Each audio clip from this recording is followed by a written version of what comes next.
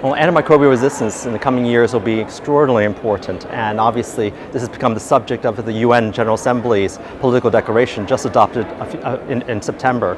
So this is only the fourth time in history that in fact this kind of health issue has reached the level of the UN General Assembly. So this is the level of importance along with AIDS, non-communicable diseases, and Ebola. Now we have antimicrobial resistance. So this is something that policymakers now around the world are beginning to recognize as being critically important. And in fact, between now and 2030, we expect that antibiotic use in food animal production in particular will grow by 67%.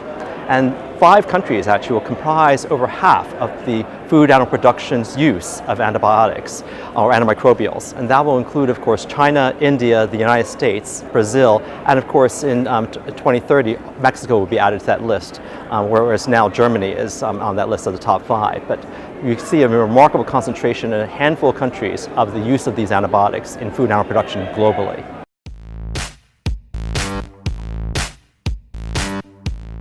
This is such a critical issue because the majority of antibiotics probably globally are being used not for human use, but actually in our food system.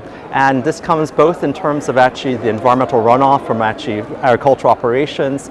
You can see this also certainly from some of the pollution that comes off of actually pharmaceutical plants producing, of course, antibiotics. And importantly, of course, it's coming through our food system itself. And all of these sources are going to be important as we try to tackle antimicrobial resistance globally.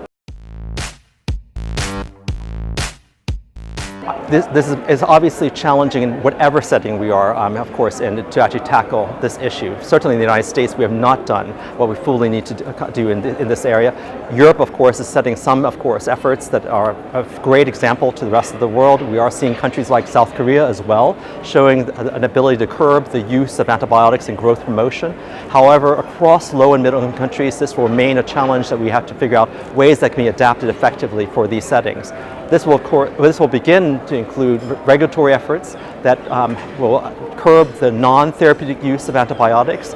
In particular, that means the drugs that are not being used for actually treating diseased animals. Of course, everyone believes that we should treat diseased animals appropriately.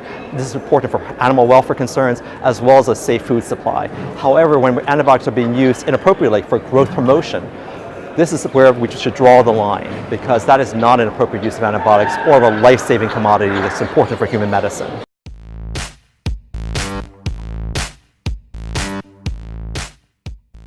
The food supply chain varies significantly, of course, in different settings. In some places, of course, there are many drug companies supplying veterinary drugs to a system. So in the United States, we only have 26 drug companies that they had to talk to get voluntary withdrawal of indications for growth promotion for antibiotics serving the agricultural sector.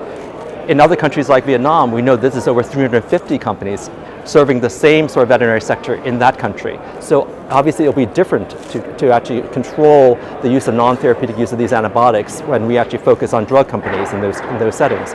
In other places, of course, there are many farmers who may be producing in the livestock sector, and yet in other countries, these livestock sectors might be more consolidated. So depending on how actually wide or actually narrow the supply chain is in different countries, you can target particular areas of the supply chain to be more effective depending upon the structure of that food system in each of those countries.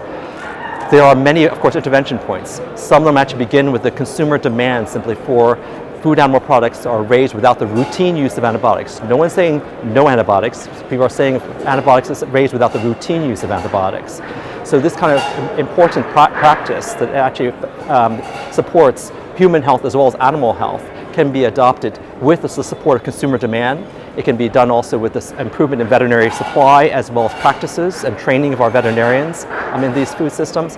And similarly, we need to have the effective engagement of agribusiness as well to curb the unnecessary use of antibiotics in the way in which they provide feed, for example, to farmers, and the way in which they actually source food animal products from these farmers.